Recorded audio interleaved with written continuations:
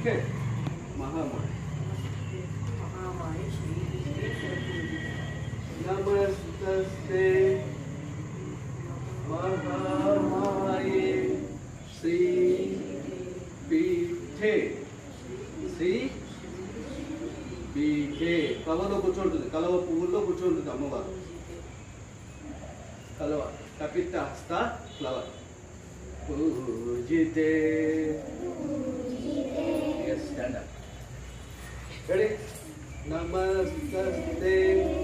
కూర్చోండి మహామాయే మాయ మహామాయే శ్రీ పీఠం మీరు 2x2